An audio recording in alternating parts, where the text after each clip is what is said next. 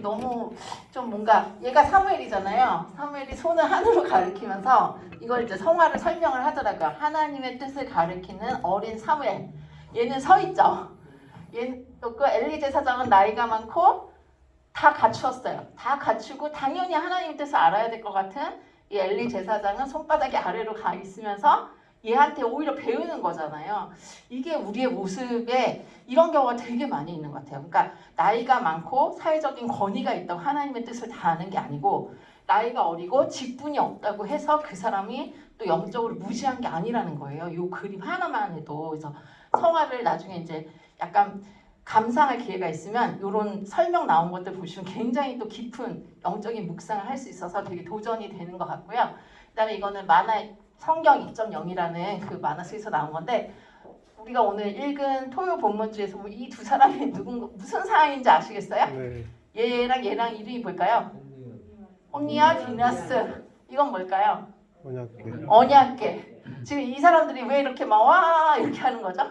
언약궤가 와서 블레셋과의 싸움에서 사기가 이제 저거 낮아졌는데 얘네들이 와가지고 갑자기 우리는 이겼다 막 이러는데 하나님의 존재에 대한 것보다는 뭐예요? 이 성물에 대해서 부적처럼 십자가를 지고 있으면 나는 안전해.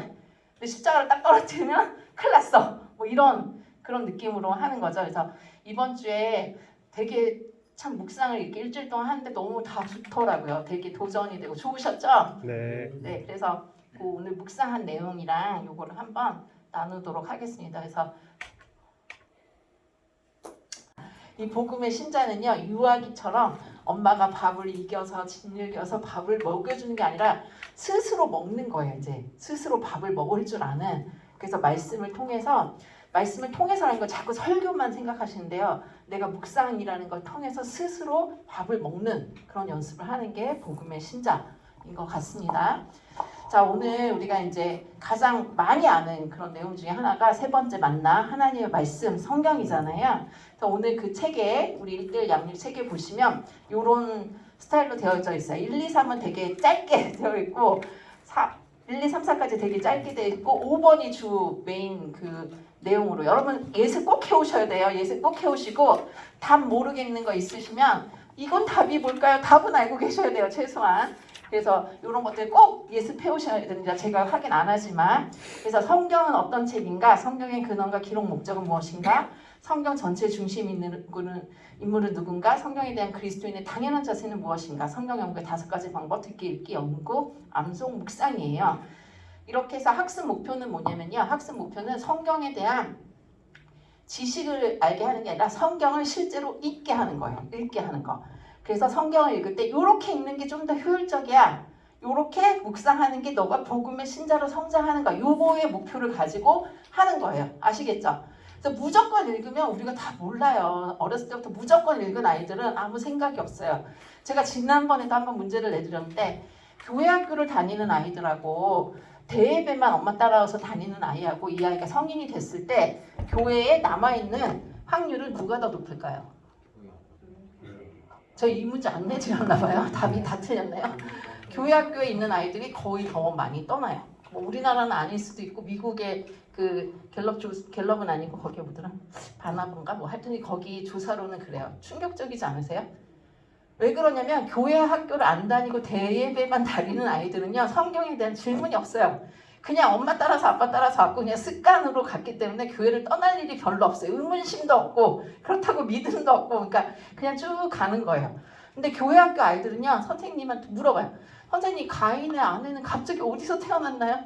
아 몰라. 믿음을 갖고 그냥 성경 있으면 무조건 그러면 그 중에 몇 명 아이들은 우리 박윤혜 집사님처럼 이렇게 훌륭하게 커서 의문은 갖지만 그래도 하나님 믿어 이런 분들도 있지만 대부분의 아이들은 뭐래 그냥 믿는 거야? 근데 학교 가면 너무 자세히 얘기해 주거든요. 이 지구가 어떻게 생겼게 빅뱅을 통해서 이렇게 얘기를 하니까 아이들은 그걸 다 받아들이고 이 믿음이란 교회 안에서 요런 사람들끼리 모여서 하는 거구나. 그들만의 리그구나. 이렇게 생각을 하는 거예요.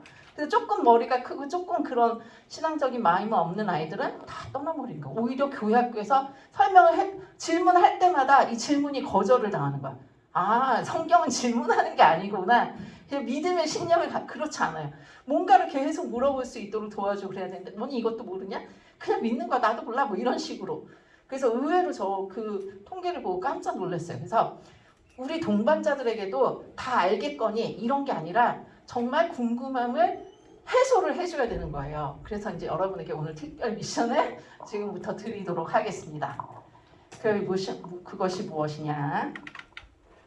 Q&A입니다. 자, 지금 저희가 3명씩 짝을 지어주세요. 셋, 넷 이렇게 짝을 지어주세요.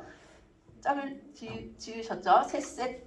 저기 6명이 셋으로 셋 이렇게 하시고 서로 이제 좀 보시고 이 중에서 제일 믿음이 좋으실 것 같은 분에게 이렇게 해주세요. 이 4명 중에서 제일 믿음 좋을 것 같은 사람, 저 3명 중에서 제일 믿음 좋을 것 같은 사람. 네네. 한 사람을 아시겠죠? 지금 빨리 하나, 둘, 셋. 믿음 제일 좋을 것 같은 사람. 자, 여기서는 이제 하 집사님이 믿음 좋은 사람으로 당첨되셨고 여기서는 이성숙 집사님, 저쪽에는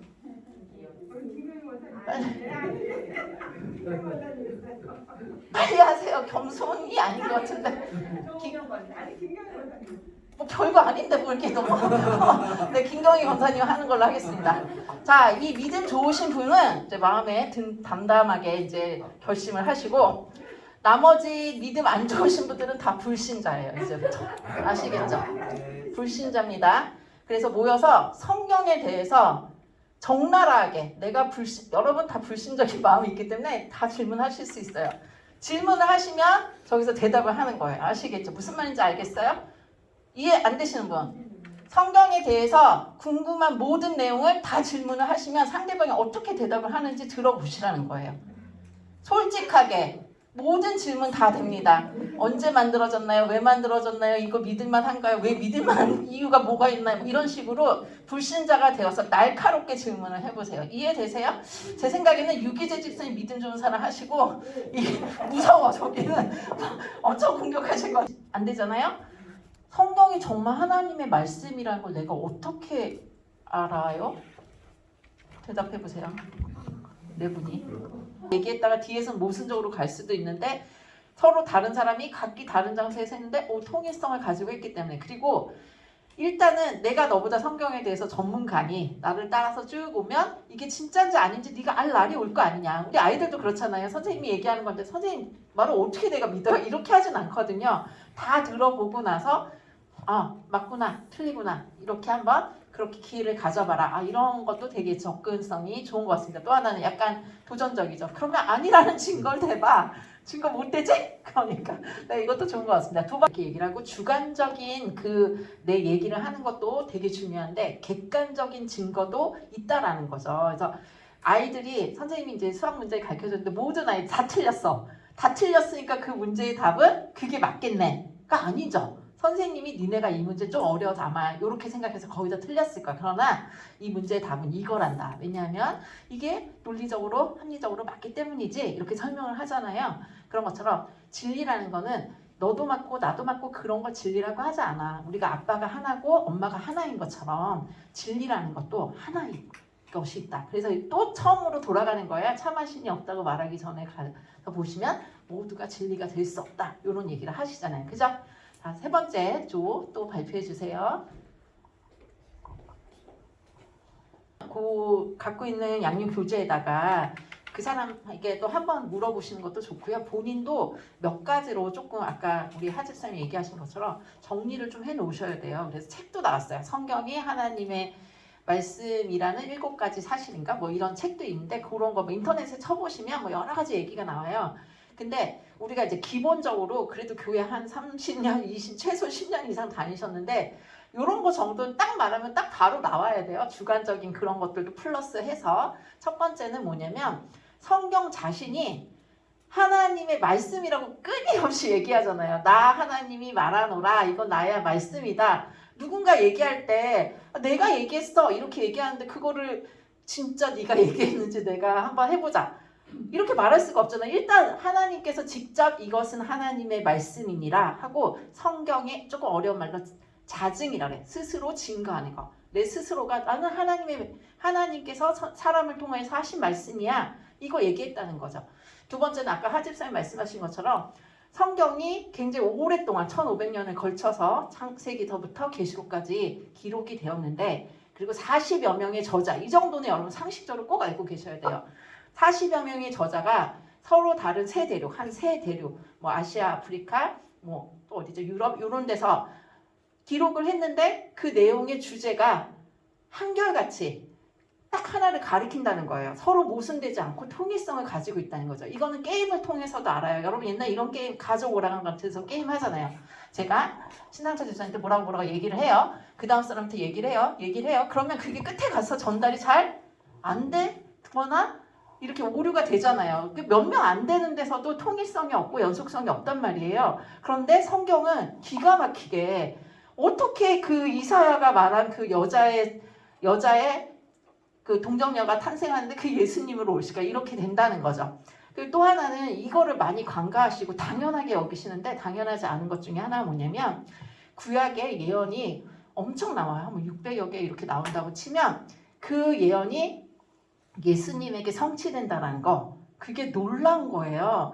제가 뭐 이거는 이제 또 다른 이제 성경 공부할 때 성경에 대한 공부를 할 때 나오는 거지만 성취를 이게 한 사람에게 그 사람이 베들레헴에서 태어나야 되고 애굽에서 나와야 되고 십자가에서 죽어야 되고 이런 모든 것들이 성취되는 게 10의 뭐 17승 9의 1인가 뭐 이런 정도의 말도 안 되는. 그래서 뭐 예를 들면 여기서부터 부산까지 뭐 공을 막 수없이 뭐 흰 공을 깔아놨는데 그 중에 까만 공 하나 찾기.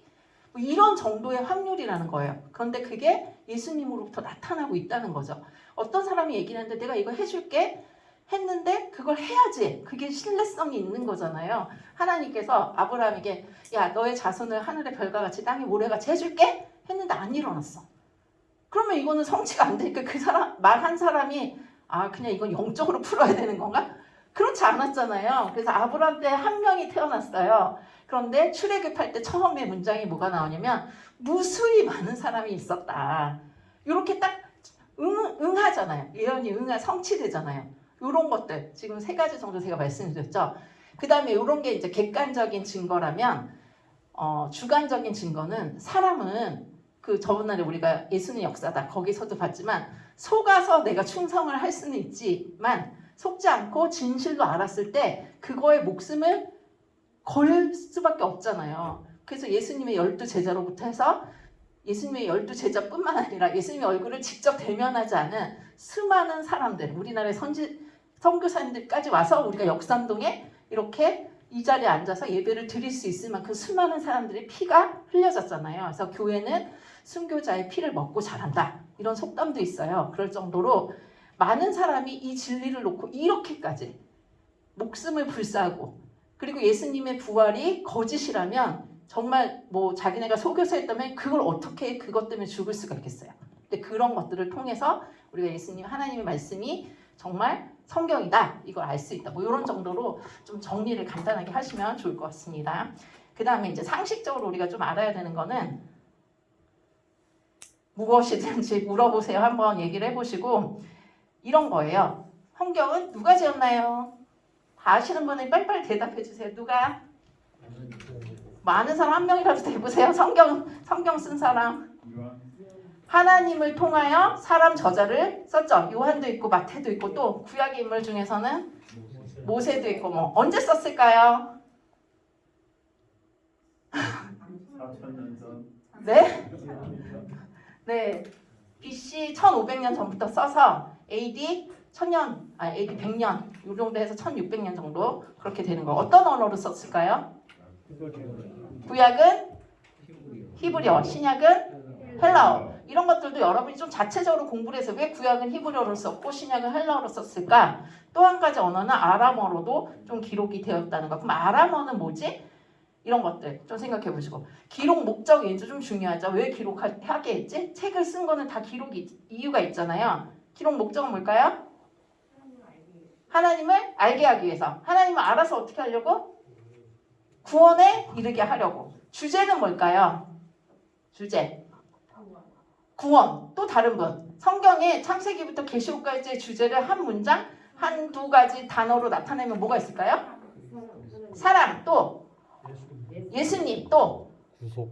구속, 또 가장 정확하게는요 예수 그리스도를 통한 하나님의 나라예요. 예수 그리스도를 통한 하나님의 나라. 그래서 하나님의 나라라는 그 표현을 사도 바울이나 계속해서 하나님의 나라를 이야기하더라. 예수님도 승천하시기 전에 하나님의 나라를 이야기하더라. 사도 바울도 이태 동안 하나님의 나라를 이야기하더라. 이런 표현이 나오거든요. 근데 그 하나님의 나라가 인간의 노력과 결심이 아니라 누구로 인하여서 예수 그리스도를 통하여서 구원받은 자들을 하나님의 나라 백성으로 쓰려 한다는 거죠. 그 다음에 독자는 누굴까요? 네, 그러니까 성경을 보실 때 여러분 상식을 가지고 성경의 첫 번째 독자는 이스라엘 백성이에요. 그죠? 그리고 나서 그 주변에 있는 이방인들이에요. 뭐 에돔이라든지 니누에라든지. 그리고 나서 우리는 2차 독자라는 거 잊으시면 안 돼요. 자, 이거 간단하게 정리한 게 요거죠. 40명의 기자, 3가지 언어, 2,000 몇 명이야? 등장인물, 뭐 기록 수단 뭐 이런 것들을 상식적으로 여러분이 조금 알고 계시면 좋고요. 그림으로 이제 우리 책에도 나와 있는데 이 위에 있는 글자는 뭘까요? 히브리어. 히브리어는 이렇게 안 읽고 오른쪽에서부터 왼쪽으로 읽는다는 거 정도는 여러분의 책에서 하시고 그래도 우리가 양육자인데 읽을 줄은 좀 알면 좋잖아요. 그래서 여기 맨 끝에 보시면 1이라고 써 있는데 첫 번째 게 베레시트예요. 베레시트. 태초에. 첫 번째 이렇게 기억처럼 생긴 거 있잖아요. 그게 부발음이 나는 거거든요. 베레시트. 바라 엘로힘 에트 하샤마임 베에트 하에레츠. 태초에 하나님이 천지를 창조하시니라. 제가 이거 때문에 엄청 공부 열심히 하고 이거 외웠어요. 자, 여기서 중요하다기보다는 히브리어의 특징은요. 모음이 없어요. 저기 점점 같은 거 있으시죠? 그건 모음이에요. 그거 없이 그냥 자음만 쓰여져 있는데 마소라라는 그 서기관들 그 사람들부터 이렇게 모음을 집어넣기 시작한 거예요. 우리나라도 보면은 예를 들어서 자, 이거 하면 여러분 뭐 생각나세요? 네? 아 지금 오늘 배우는 거는 뭘까요? 성경이죠, 성경. 그러니까 히브리 사람들도 이렇게만 딱 보면 그냥 읽는 거예요. 왜냐하면 성경이라는 것 자체가 히브리 언어 자체가 들려지는 언어잖아요. 보는 언어가 아니라 이거 읽으면 항상 성경이라고 읽었기 때문에 여기다가 이렇게 쓸 필요가 없는 거예요. 그랬는데 이렇게 이제 쓴 거죠. 이게 배인데 여기다가 모음은 제가 못 외워가지고 이렇게 하면 이게 이제 모음이 되는 거죠. 요거는 부예요. 부. 그냥 부인데 여기다가 요 표시가 배, 에라는 뜻이 되는 거죠. 이해가 되세요? 여기 또 하나 모음은 있었지만 풀이만 안 돼. 아니요. 모음이 없었는데 그걸 나중에 만들어서 집어넣었어요. 그리고 또 재밌는 얘기 하나 해주면 우리가 믿는 하나님이 지금 이름이 하나님이죠. 영어로 하면 여호와죠. 이거가 어떻게 나오고 하나님의 이름을 지금 정확하게 잘 모르는데 어떤 느낌이냐면 이런 거예요. 하나님 하면 우리가 하나님 이렇게 자음만 썼잖아요. 근데 이거 읽지 말라 그랬잖아요. 안 읽었어요. 그래서 이거 보면 이렇게 한 거예요. 그래서 이거 읽을 때마다 이거 하기가 너무 어려우니까 주인님, 나의 주인님 이렇게 읽은 거예요. 얘를 보면 아도나이 이렇게 읽은 거예요. 그래서 보니까 너무 좀 어렵잖아요. 그래서 모음이 생기면서 여기다가 이 모음만 갖다 놓은 거예요. 이렇게. 그러면 이거 읽을 때 어떻게 돼요? 후, 니, 닌 이렇게 되죠. 이게 야훼예요. 이게 여호와. 그래서 하나님의 이름을 우리가 정확하게 알 수는 없는데 이렇게 쓰인 느낌. 그러니까 하나님이라는 자랑과 주인님이라는 모음이 합쳐져서 여호와 이렇게 불러지는 거죠. 그래서 하나님의 명칭을 우리가 정확하게는 알 수가 없는 거예요. 그 다음에 이거는 히브리어예요. 여기 우리 책에 써 있는 게 지금 헬라어예요. 그래서 이게 요한복음 3장 16절 하나님이 세상을 이처럼 사랑하사 그 느낌이란 걸 거기다 좀 써놔서 그분도 궁금해 하실 거 아니에요. 헬라어는 이런 거다. 근데 예수님 당시에는요 헬라어를 안 쓰고요 아람어를 썼어요. 아람어를 구어체 말로는 이걸로 하고 문어체로는 그 당시에 이제 통용어가 헬라어이기 때문에 코인의 헬라어라고 코인의 헬라어로 기록을 한 거죠. 그래서 말로는 아람어를 썼어요. 아람어의 대표적인 게 뭐 달리다고 엘렐리 라마 사박다니 이런 말들을 말로는 썼는데 실제로 구어체는 이걸 썼죠. 아람어는 약간 뭐냐면 그 당시에 아수르, 바벨론, 페르시아의 통용어였어요. 그래서 많은 우리로 치면 영어처럼 쓰인 거죠. 그래서 이렇게 쓰였고 이거 히브리어랑 좀 비슷하게 생겼어요. 이 정도만 알고 계시면 될 것 같습니다. 그 다음에 성경에 제가 넘겼죠. 성경의 구조, 성경의 순서, 정경이란 사본이란 원본은 성경 우리 모순이 없나? 이거 여기 중에서 모르시는 거 있으세요? 성경의 구조는 제가 조금 이따 설명해 드릴 거고요. 성경의 순서도 설명해 드릴 거고 정경, 사본, 원본 이거 무슨 말인지 아세요? 다? 몰라요. 자, 성경의 원본이 있을까요? 없을까요? 성경의 원본은 없습니다. 사본이라는 건 뭐죠? 옛날에는 인쇄술이 발전하지 않았기 때문에 모세가 어떤 글을 썼어요. 쓰기 전에 이미 말로 들려졌어요. 계속. 하나님은 이런 분이다. 너네는 안식일을 지켜라. 뭐 이런 식으로 계속 들려주다가 이제 모세가 썼잖아요. 양피지나 이런 데다 썼는데 그걸 다음 사람이 또 저쪽 조금 멀리 사는 사람한테서 전해주려면 또 써야 되잖아요. 이게 사본이에요. 복사본. 그래서 성경은 세계에서 복사본이 제일 많은 책이에요. 그냥 내가 쓸 수도 있고 이 사람이 쓸 수도 있는데 우리도 성경 읽다 보면은 윗줄 읽다가 끝까지 다 안 읽었는데 아랫줄 읽을 때도 있죠. 뭐 이런 식으로 복사를 하다 사본으로 이제 필기를 하다 보면 여러 가지 오류가 날 수가 있잖아요. 근데 하나님이 유대인의 민족을 서기관이라는 직업을 주신 거예요. 이 사람들. 그래서 이 사람들은 정말 이 서기관이라는 그 직업을 사명으로 알고 복사본을 할 때 혹시라도 틀릴까봐 글자 수를 다 세워놔요. 만약에 이 성경에서 이게 원본이에요. 원본을 쓰고 이제 이렇게 했을 때 여기가 뭐 3256자야. 그럼 여기가 3256자가 되는지 세어보고 뭐 몇 개 틀렸다 그러면 이거를 없애버려요. 그 다음에 또 이렇게도 안 되니까 여기 정중앙에 있는 숫자, 정중앙에 있는 글자가 그가 나와야 돼. 그가. 그 여기도 그가 나오는지를 보는 거예요. 그가 아니네. 그럼 이것도 틀린 거야. 이거 쓰는 것도 어렵지만 이런 작업을 너무 많이 한 거죠. 그래서 되게 재밌는 게 여러분 사회사본이라는 거 들어봤죠? 사회 동굴에 있다는 그런 얘기 들어봤잖아요. 근데 사회사본은 나온 게 제가 이제 숫자는 정확하게 모르는데 뭐 1945년인가 47년쯤에 이게 발견이 됐어요. 그럼 그 전에 이미 성경책을 우리는 갖고 있었잖아요. 그게 마소라 사본인데 그 마소라 사본은 언제 제가 뭐 숫자를 잘 모르겠는데 어쨌든 이제 그 전부터 쓰여져 있던 사본이 있었을 거 아니에요. 이 사본하고 1945년에 발견된 사본하고 비교를 해봤어요. 95% 이상이 거의 똑같은 거예요. 그러니까 원본은 없어졌지만 원본에 비교한 이 사본이 지금까지 우리가 전수됐을 때 크게 틀림은 없을 것이다. 이런 거죠. 그리고 혹시 여기에 오류나 모순이나 뭐가 있다면 원본에서 옮기는 과정에서 된 게 아닐까? 이렇게 생각을 하는 거죠. 그래서 오류가 없다. 또 뭐가 있죠? 모순이 없다. 이런 모든 것들은 엄밀하게 얘기하면 원본에게만 해당이 되는 거예요. 그러나 원본과 사본의 그 정확성이 거의 유사하기 때문에 우리가 가지고 있는 성경도 오류나 모순이 없다라고 얘기할 수 있다라는 거죠.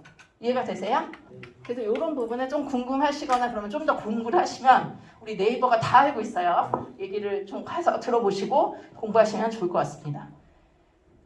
자, 그 다음에 성경은 어디서부터 어떻게 읽어야 하나요? 성경을 잘 읽는 법은 뭘까요? 자, 마태복음, 누가복음 있어요. 세 가족이 있어요. 저 이제부터 성경 열심히 읽을 거예요. 자, 어디서부터 읽으라고 하시겠어요? 요한복음, 또 누가복음, 또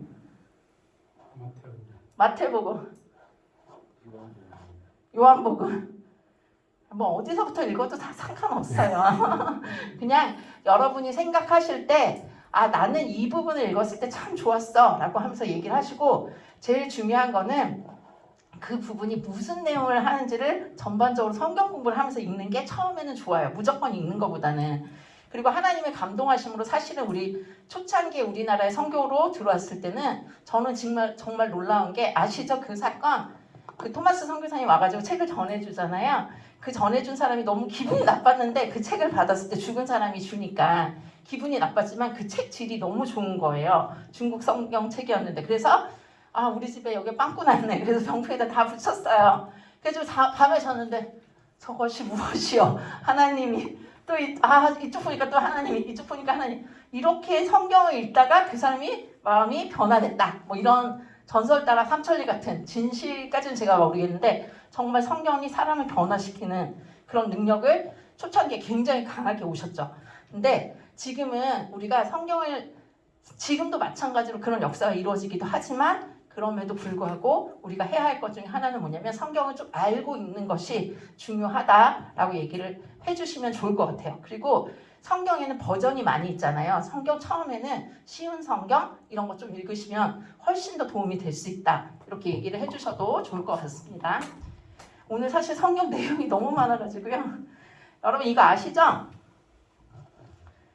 성경의 기록 방식 이것도 중요합니다. 성경의 기록 방식 뭐죠? 이거 안 보여서 성경의 기록 방식 그걸 영감이라고 그러죠. 오늘 우리 말씀 한번 외워볼까요? 디모데후서 3장 16절 시작. 모든 성경은 하나님의 감동으로 된 것으로. 자, 하나님의 감동이라는 게 무슨 뜻일까요? 이게 자 여기 보시면 옛날에 이제 성화 같은 걸 많이 했는데 이 그림은 어떤 감동인 것 같으세요? 얘가 지금 마태예요, 마태. 마태에게 뭐라고 있죠? 천사가 막 이렇게 가르쳐주고 있죠. 야, 이거야. 이거 몰라? 이것도 몰라? 그래서 막 이런 거는 성경에 지금 3가지 방식이 있잖아요. 영감하는 방식. 기계적으로 받아쓰기. 하나님이 태초에 네 태초에 하나님이 이렇게 하는 걸 뭐라 그래요? 기계적 영감설이라고 그래요. 여러분 생각에 하나님이 그렇게 성경을 만드셨을까요? 왜 아니라고 생각하세요? 왜가 중요해요? 왜 아니라고 생각하세요? 성경마다 특징이 조금씩 다르잖아요. 성경 볼 때 그 사람의 그 느낌이 팍팍 오잖아요. 베드로전서 느낌 틀리고 마태복음 느낌 틀리고 요한복음 느낌 틀리잖아요. 그죠? 그러니까 받아쓰기는 아닌 것 같아요. 그죠? 전반적으로. 그다음에 또 보시면 여기는 아예 귀에다 넣어줘요. 이것도 약간 기계적 영감설인데요. 이렇게 넣어주는 그림이 있어요. 근데 제가 이제 성화를 찾아보니까 기계적 영감설이 제일 많아가지고 그 성령의 영감, 하나님의 감동으로 된 거 요거는 좀 찾아보기가 어려워서 일단 요런 느낌이라는 거 이게 제일 쉬우니까. 그래서 기계적 영감이란 받아쓰기. 근데 받아쓰기 아니라는 거 아시겠죠? 두 번째는 동력적 영감, 다이나믹, 인스피리어 이런데요. 핸델의 아까 얘기하셨는데 우연의 일치지만 핸델이 갑자기 영감을 막 받은 거예요. 그런데 받아쓰기는 아니고 이 사람이 그 하나님의 영감을 막 받아서 작품을 막 썼어요. 베토벤 다 썼어요. 그러면 이 메시아는 성경과 같은 그런 완전 무결한 작품일까요? 그건 아니죠. 음악적으로 봤을 때도 좀 결함이 있을 수도 있잖아요. 그죠? 그렇기 때문에 동력적 영감설은 많은 사람이 소설을 쓰듯이 막 불후의 명작을 쓰는데 막 그런 느낌으로 성경을 썼을 것이다. 영감은 받았지만 구체적인 단어나 구체적인 어떤 문장은 틀릴 수도 있다. 이걸 얘기를 하는 거예요. 그래서 기계적 영감설은 하나님 100% 썼다. 그 다음에 동력적 영감설은 인간 100% 썼다. 이런 느낌이라면 유기적 영감이 우리 개혁신학에서 하나님의 영감으로 성경에 쓰여졌다 할 때는 이걸 받아들이는데요. 이거 한번 읽어볼까요? 시작. 하나님은 저자들의 성품, 기질, 재능, 교육, 교양, 어법, 문체를 그대로 사용하되 저자들의 마음을 조명하여 죄의 영향을 하며 내 사람을 태어나며 토기로 발견한다. 네, 요거를 그대로 외우시진 않으셔도 요 느낌을 아셔야 돼요. 나의 성격이나 나의 성품. 지금도 마찬가지예요. 하나님이 나한테 일을 시키실 때 공장에서 찍어내듯이 예수님을 믿고 구원의 확신을 받으면 사람들이 다 똑같이 하지 않아요. 그렇죠?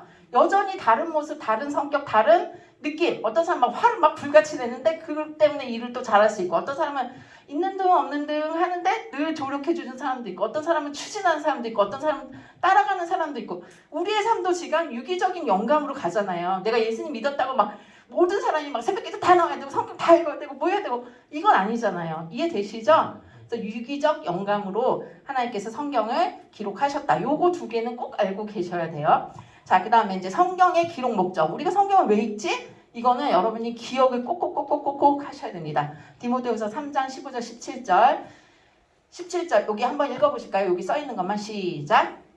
또 어려서부터 성경을 알았나니 성경은 능히 너로 하여금 그리스도 예수 안에 있는 믿음으로 말미암아 구원에 이르는 지혜가 있게 하느니라. 여러분, 구원에 이르는 지혜가 오직 어디에만 있다? 성경 안에만 있다라는 거예요.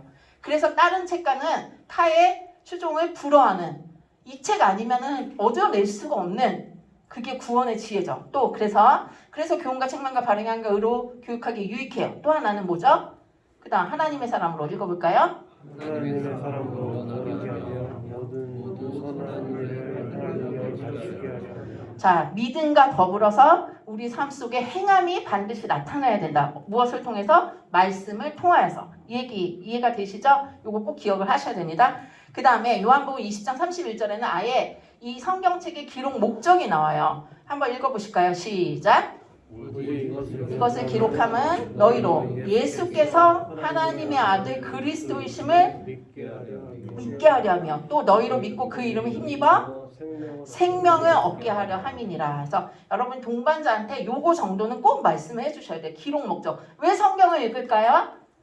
그냥 마음의 평안을 얻으니까, 좋으니까. 불경하고 틀리다는 거죠. 불경도 읽고 마음의 평안이 와요. 이슬람의 코란도 읽고 마음의 평안이 오고, 뭐 영화를 봐도 음악을 들어도 우리 마음의 평안과 즐거움이 오고, 그러니까 열심히 보고 그런 문화가 발전하잖아요. 그런데 타의 추종을 불허하는 절대적인 이유는 구원이라는 거예요. 구원. 생명을 얻기 위해서. 그래서 성경책에서 생명이 아닌 교훈만 찾는 사람은요, 교회 안에 가까이 와도, 천국 앞에 가까이 와도 천국은 못 들어가요. 이게 참 슬픈 일 중에 하나. 성경이 다른 책과 구별되는 아주 중요한 목적을 꼭 가지셔야 됩니다. 이건 뭐 저희가 다 아는 내용인데요. 성경의 중심 인물, 이 그림 너무 멋있지 않아요? 이게 새로 나온 게임 앱이에요. 그 성경 인물로 하는 앱에서 제가 이제 하나 다운받았는데, 이 성경 안에 등장인물이 약 2,970명 정도 되고 있거든요. 근데 그 중에 모든 중심 인물이 뭐예요? 우리는 모세도 있고 아브라함도 있고 뭐 베드로도 있고 뭐 라합도 있고 뭐 너무너무 그 쟁쟁한 신앙의 인물들이 많아요. 그죠? 캐톨릭에서는 누구를 최고로 치나? 이 중에서 마리아를 최고로 치죠. 어디를 가든지 우리 마리아님이 딱 계시잖아요. 예수님은 꼬마야. 예수님은 마리아 아내를 잇는 그런 모습으로 많이 그려지고 있어요. 그런데 기독교 개신교에서는요, 오직 예수 그리스도께 이 모든 사람들을 통해서 누굴 봐요? 예수님을 바라보게 하는 거죠. 그래서 여러분 이게 중요한 게 뭐냐면, 여러분이 동반자가 되면 굉장히 친밀해지잖아요. 나의 제자로 만드시면 안 돼요. 나를 통해서 누굴 봐야 돼요? 예수님을 보게 해야 돼요. 그러니까 내가 약간 가식적이고 외식적이더라도 많이 포기해야 되고 많이 참아줘야 되고 많이 용서해야 되고 많이 사랑해야 되는 거예요. 나를 통해서 예수님을 봐야 되니까. 내 성격으로는 그 사람 못 참아. 약속도 안 지켜. 공부도 안 해요. 뭐 막 이래요. 근데 그래, 내가 예수님 때문에 참는다. 요 마음이 꼭 있으셔야 돼요. 그래서 성경에 나오는 모든 등장인물은요, 사실은 예수님의 모습을 반영하고 있다는 거. 그거를 좀 기억을 하시면 좋을 것 같습니다. 자, 성경의 중심인물. 를 또 본인, 우리 예수님이 직접 얘기를 하세요. 누가복음 24장 44절. 여기 보시면 이게 언제 일어난 사건인지 아시죠? 부활하고 나서 엠마오로 가는 두 제자에게 얘기를 하세요. 뭐라고 얘기하냐면 모세의 율법, 선지자의 글, 시편, 이거를 두 글자로 줄이면 뭘까요? 모세의 율법, 선지자의 글, 시편, 이걸 줄이면 구약입니다. 구약. 성경에서 구약을 이렇게 나누죠. 모세율법, 모세오경, 선지자의 글, 선지서, 시편, 성문서. 그래서 구약, 그 유대인의 성경은 이렇게 세 가지로 나누어져 있거든요. 그런데 예수님 뭐라 그래요? 이 모든 구약의 성경이 나, 예수 그리스도를 가리켜 기록된 말이다. 이 말이라는 거예요. 이해가 되시죠? 그다음 요한복음에서는 이렇게 얘기하죠. 너희가 성경에서 영생을 얻는 줄 생각하고 연구하지 그 영생이 누구야? 바로 나에 대해서 증언하는 거다. 이렇게 분명하게 얘기하고 계시다는 거 여러분 꼭 기억을 하시면 좋겠습니다. 자, 이렇게 성경이 중요하다는 거 알고 성경이 진실되는 거 알았다면 우리 성경에 대해서 어떤 마음을 가져야 할까? 베드로전서 2장 2절 같이 읽어볼까요? 시작. 갓난아기들 같이 순전하고 신령한 젖을 사모하라. 이는 그로 말미암아 너희로 구원에 이르도록 자라게 하느니라. 아이들이 먹기 싫은데 이게 아니라 먹어야만 사는 아주 꼭 필수잖아요. 그런 마음을 가지셔야 된다는 거예요. 그런데 여러분 요거 한 번 더 생각해야 되는 게 이제 시편 기자가 내가 주의 법을 너무 사랑합니다 그랬어요. 19편 10절만 한번 읽어볼게요. 시작. 순금보다 더 사모할 것이며 꿀과 송이꿀보다 더 달도다. 많은 성경학자, 신학자, 교회에 있는 교역자 모든 사람이요. 성경이 순금보다 달달한 것, 순금보다 사모할 만한 것은 다 경험해요. 다 인정해요. 근데 그 최고의 그 약점이 뭐냐?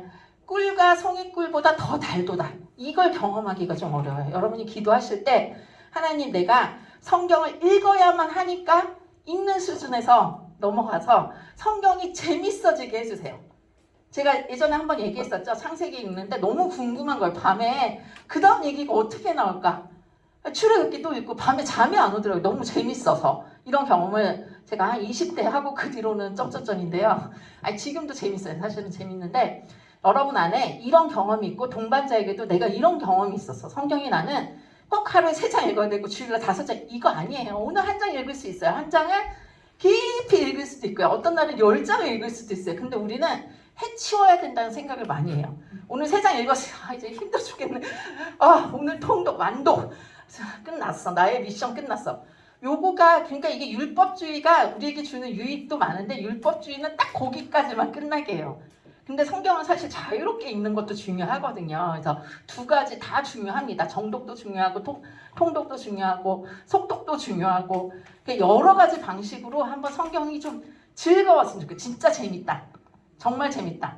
드라마처럼 재밌다. 이런 것들을 경험하게 해달라고 기도하시면 좋겠고 이걸 준비하다가 제가 이거 많이 아는 글을 하나 했죠. 자, 지지자는 불여 호지자고 호지자는 불여 락지자다. 이거 좀 많이 들어보셨죠?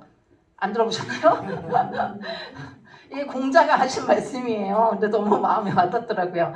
안다는 것은 지 앞에 지잖아요. 안다는 것은 좋아하는 사람보다는 못하다.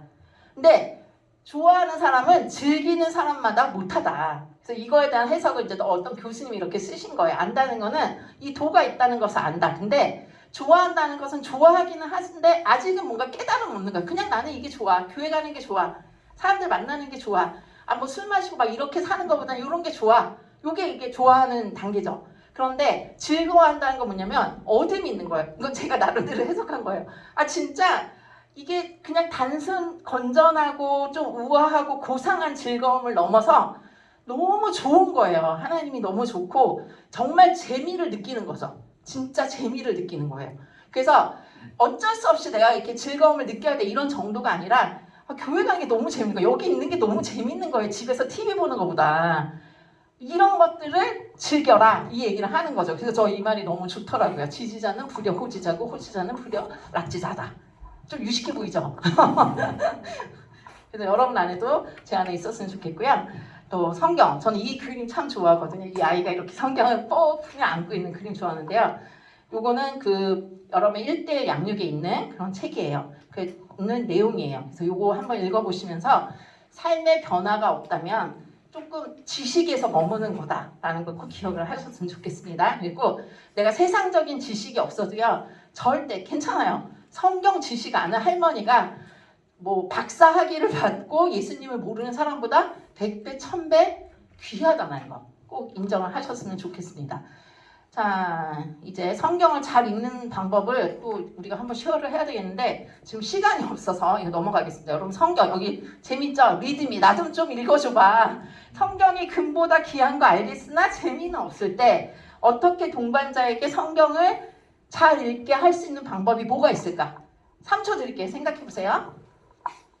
자, 신경철 집사님 저 성경 읽고 싶은데 성경이 너무 지겨워요. 어떡해요? 저한테요? 네. 암송하세요. 암송이요?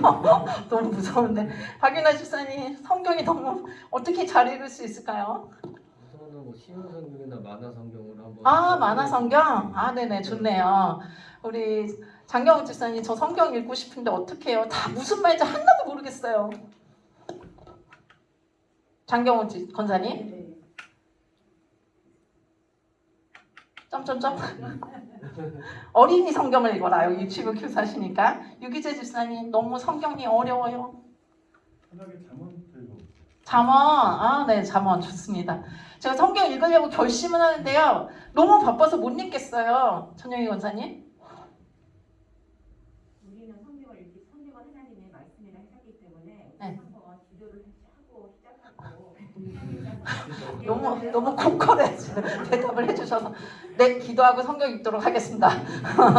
네, 요거 성경 잘 읽도록 한번 해보시는데 성경을 잘 읽는 방법 중에 하나가 네, 하집사님. 예인데요. 네. 이 실제 손에 이거 네네. 못 떠난 사람이 있어가지고 네, 시간이 없대요. 네. 그러면은 움직일 때, 네. 할때 듣는 드라마 바이블. 드라마 바이블을 이용해라. 그래서 따라가라. 이번에 금년에 기술 하나 나면은 네, 그래서 앞으로 4년간 하신다 했으니까 네, 다음에 내년에 또 하고 하면은 괜찮아. 너무 완벽하게 읽으려 생각하지 말고. 네, 맞아요. 특히 그 역사 나오는 거 네네네. 지나가는 식으로 네. 자꾸 지나가고 그렇게 하니까 지금 따라옵니다. 네, 좋습니다. 드라마 바이블 이용해서 그냥 이렇게 들리는 성경으로 해라. 이렇게 해도 좋습니다. 그래서 맞아요. 성경을 잘 읽을 수 있는 방법이 여러 가지가 있다는 거 기억을 하시고요.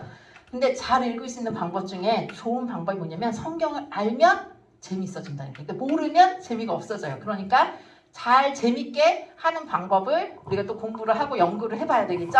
그래서 우리가 성경을 조금 알려면 최소한 성경의 구조는 알고 계셔야 돼요. 성경은 몇 권이죠? 구약성경? 39권. 상구 27, 39권이에요. 근데 구약은요. 여러분 여기 이렇게 보니까 율법서, 역사서, 시가서, 대선지서, 소선지서로 되어 있는데 1번 시간 순으로 배열이 되어 있다. 구약 성경은 시간 순으로 배열이 되어 있다. OX. X. 그럼 무슨 순으로 되어 있는 거죠? 무슨 순으로 되어 있나요? 가르쳐 주세요. 역사순? 어디가 역사죠? 역사선만 역사순으로 되어 있는데요. 여러분 이거 기본이죠. 상식으로 알고 계셔야죠. 교회 좀 10년 이상 다니신 분들. 자, 성경은 왜 이게 무슨 기준이 뭐예요? 이렇게 하는데. 인물이요? 네? 인물이요? 인물이요? 이 시가서 10편 다윗이 썼는데 나머지는 솔로몬이 썼는데 무슨 인물 순인가요? 구약 제사 제도에 대해서 하나님을 섬기는 데에 따라서 이렇게 율법 먼저 주시고 이런 하나님을 섬기는 방법에 따라서 네. 그럼 선지서는 어떻게 하나님을 섬기는 건가요? 그때 당시에 이 왕들이 없었으니까 선지자들을 먼저 세워서 선지자들의 말을 통해서 이렇게 섬기는 거. 선지자는 왕들에게 보내졌습니다. 네, 이게 지금 우리가 약간 성경을 너무 많이 읽는데도 가장 목차잖아요. 목차가 어떤 기준으로 되어졌는지도 사실은 잘 몰라. 그냥 알면은 오늘 알면 앞으로 계속 쭉 알 수 있는 건데 이 부분이 건드려지지 않은 거죠. 쉽게 얘기해서 얘는 문학의 형식으로 된 거예요. 장르별 장르. 자, 이쪽에 율법서, 역사서는요. 아까 말씀하신 것처럼 시간 순으로 배열이 됐어요. 창세기부터 에스더까지는 창세기가 이루어진 다음에 출애굽기 다음에 민수기 다음에 시간 순으로 쭉 배열이 된 게 역사서까지예요. 이해가 되시죠? 자, 시가서는 딱 시가서 느낌 뭐예요? 장르로 따지면 문학의 형식은 시, 욥시, 잠전아 다 시편이에요. 노래로 되어 있어요. 우리나라 말에는 다 산문형처럼 되어 있잖아요. 영어 성경으로만 봐도 다 시적으로 표현이 되어져 있어요. 그리고 마지막에 선지서. 이 선지서는 산문체긴 한데 이 선지서는 다 예언서라는 거죠. 장르적인 부분으로 얘기를 하면 이해가 되세요? 이렇게 구별이 되어 있어요. 그리고 아까 우리 이성숙 지사님 말씀하신 것처럼 구약 성경의 건물은 율법서가 기초예요. 이 기초를 가지고 어떻게 살아왔는지가 역사서. 그 인물들이 실제로 율법서를 잘 지켰을 때 순종하는 마음, 그 기쁨, 그 슬픔이 시가서. 그리고 예언서는 뭐냐면 불순종했을 때 나타나는 거. 니네 그렇게 살면 안 돼! 라고 끊임없이 얘기하는 부분이 바로 이 예언서죠. 그래서 이 건물이 이렇게 이루어졌다는 거 정도는 여기까지는 여러분 상식적으로 꼭 아셔야 됩니다. 자, 그래서 시간의 흐름으로 볼 때 제일 중요한 게 뭐예요? 역사서겠죠, 역사서. 역사서 안에 시가서와 선지서가 다 들어가는 거예요. 그래서 시간의 흐름으로 기록이 된 거는 역사서만 되어 있고 옆에 시편이랑 시편 잠언전도 시가서랑 선지서는 이 하단 부분에 거의 다 들어가 있어요. 왜냐하면 야 니네 그렇게 살면 망해 라고 얘기를 책망의 선지자들 계속 보내주니까 이때 왕들이 쭉 있었잖아요. 이해가 되시죠? 사실은 이게 시간이 되게 요거 다 사역반했나 이런 데서 안 배우셨나? 했어요. 했죠? 네, 요거 기억을 하시고 이거 나중에 제가 다 올려드릴게요. 이게 구약이면요. 신약은 또 어떻게 되어 있는지 한번 봅시다. 자, 신약 마테마가 누가 요한인데요. 이것도 역사서랑 그 복음서 딱 이렇게 두 개로 나눌 수가 있어요. 세 개로 나눌 수 있는데 마태복음부터 사도행전까지는 뭐예요? 역사서예요. 그렇죠? 마태복음은 마테마가 누가 요한은 예수님의 일생을 시간순으로 그래도 배열을 한 거죠. 그 다음에 교회를 나타내는 교회가 어떻게 시작이 되고 성장했는지를 나타내는 게 사도행전이에요. 그러면서 나타난 서신서들이 아래 배열이 되는 거죠. 이해가 되시죠? 이렇게 되어 있다는 거 기억하시고 그 신약 성경도 그 장르별로 이렇게 되어져 있다는 거 기억을 하시면 좋겠습니다. 이거는 조금 이따 제가 다시 아주 깊이 설명을 해드리겠습니다. 자, 문제는 뭐냐? 성경 공부에 대한 5가지 방법이에요. 5가지 방법 뭐가 있어요? 자, 이것도 확실하게 알기 위해서 듣기, 읽기, 연구, 암송, 묵상이잖아요. 이 중에서 뭐가 제일 중요할 것 같으세요? 자, 성경을 하나씩 옆에서 듭니다. 성경이나 책이나 아무거나 이렇게 들어주세요. 그렇게 들으시고 자, 엄지손가락이랑 새끼손가락만 이렇게 하세요. 엄지랑 새끼손가락만 하고 이 성경책을 잘 하세요. 자, 두 번째는 그 다음 네 번째 손가락으로 아니 벌써 떨어뜨리시면 그 다음에 세 번째, 네 번째 꽉 잡혔죠? 자, 이건 원래는 이제 둘이서 그 동반자랑 할 때 어떻게 하시냐면 이제 신집사님이 이렇게 잡으면 제가 이거 뺏는 거예요. 너무 뺏어지죠? 자, 이번에는 3개만 손가락 3개 그렇죠? 아까보다 좀 덜 뺏기죠? 그 다음에 네 번째 손가락 여기 손가락도 하세요. 여기까지. 자, 이거는 안 뺏기죠? 그렇기 때문에 성경을 읽을 때 이렇게 되는 거예요. 근데 이제 묵상은 뭐냐면 엄지손가락을 빼보세요. 나머지 4개를 놔두시고 바로 뺏기는 거예요. 요거는 이제 그 동반자랑 이런 게임을 간단하게 한번 해보시면 이 중에서 뭐가 제일 중요할까요? 묵상. 이게 뭐예요? 복음의 신장, 내면화시키는 거. 말씀을 내면화시키는 거. 듣기는 듣고 읽고 연구하고 암송하는데 나를 변화시키지 못해요. 나를 변화시키지 못하면 그냥 그거는 종교인이 되는 거예요. 종교인. 그래서 교회 안에 종교인이 너무 많아요. 하나님께서 이렇게 강력하게 얘기하시는데 엘리 제사장 남의 얘기 같죠? 이게 우리가 조금만 적용하면 바로 돼요. 집사님 이렇게 술 많이 드시면 죽어요. 아니면 뭐 간경화 걸려요. 이런 얘기를 들으면 어떻게 해요? 아, 나는 그냥 맞고 먹고 죽을래. 이런 사람들 태반이잖아요. 굉장히 강력하게 얘기를 하는데도 마음에 와닿지가 않는 거예요. 집사님 이렇게 예배 시간에 졸면 큰일 나요. 알지. 다 알지. 근데 변하지가 않아요. 그래서 성경을 읽을 때 왜 듣고 왜 읽고 왜 연구하고 왜 암송하느냐? 하나님을 기쁘시게 하는 사람으로 성장하기 위해서.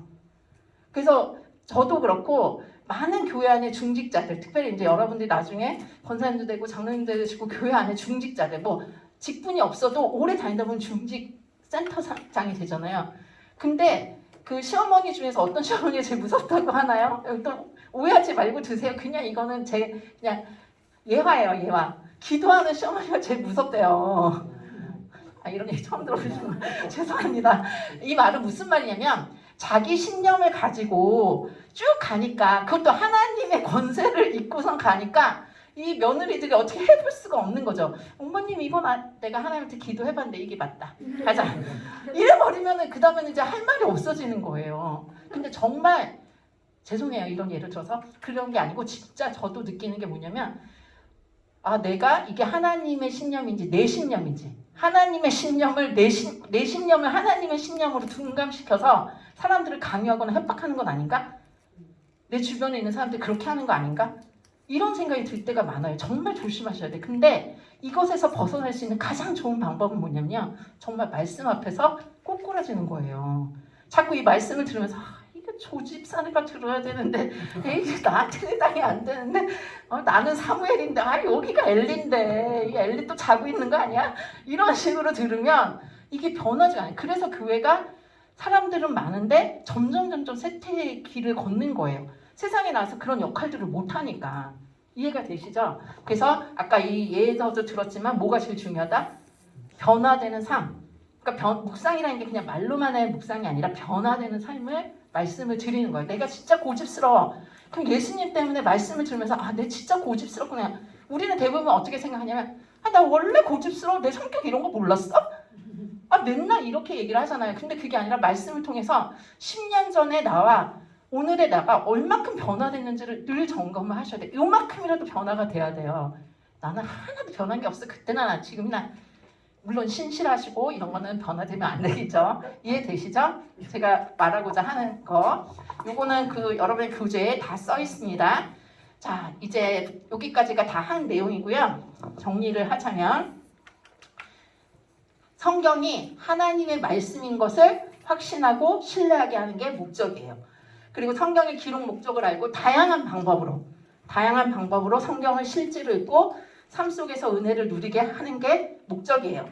그리고 다음 주 여기까지가 이제 저희가 하는 내용이고요. 다음 주 과제는 4번째 만난 기도 예습해 오시고 암송하기 유미양 집사님 이제 앞으로 한 6개인가요? 그쪽 외우시고 키 그림 김경희 권사님 가능하신가요? 다음 주에? 네네. 그리고 간식 유기재 집사님, 매일 성경 나눔하기는 박윤아 집사님 이렇게 하겠습니다. 자, 이제부터 제가 특강을 하겠습니다. 한 10분 정도 조금 넘으실 것 같은데 이거는 제 개인적으로는 정말 유익할 거라고 생각을 하고요. 요거는 외우세요 그냥. 이거 하나씩 나눠가 주시고요.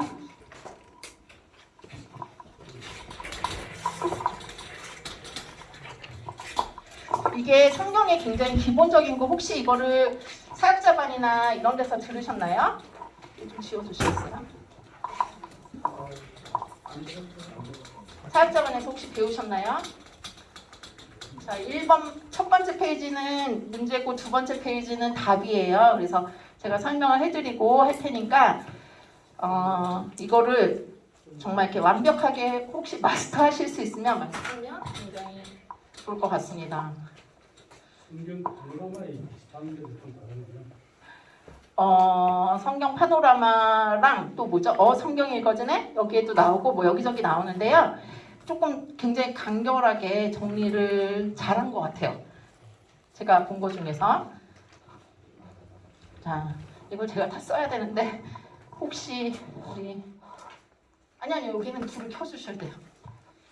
자, 첫 번째 이제 여기 써 있는 것 먼저 말씀드릴게요. 1번 봐주셨어요?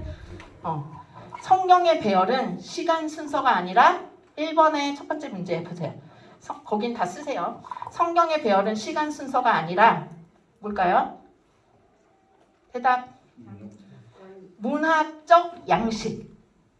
이거를 불어죠. 장르가 불어인데 장르의 종류가 기준이 된다. 이거는 상식적으로 꼭 알고 계셔야 돼요. 오늘 이제 아셨으니까 절대 잊어먹지 않으시겠죠? 그죠? 자, 네, 이렇게 기억을 하시고 역사서는 17권이에요. 역사서를 뭐라고 그래요? 율법서 플러스 그 율법서를 가지고 실제로 살아간 기간들. 그게 이렇게 있어서 모세오경 5권, 역사서 12권이죠. 그래서 왕국 이전의 사사시대를 포함해서 사사시대가 한 400년 정도 되는데요. 그것과 왕국 500년의 역사를 기록한 것이 바로 역사서예요. 그러니까 이거는 순서대로 되어 있겠죠. 어디서부터 어디까지?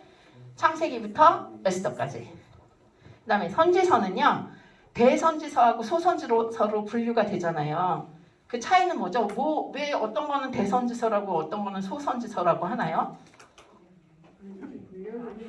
네, 여태까지는 분량이 많아서 대선지서라고 했는데요. 조금 더 연구를 해보니까 분량도 분량이지만 사역기간이 길었어요.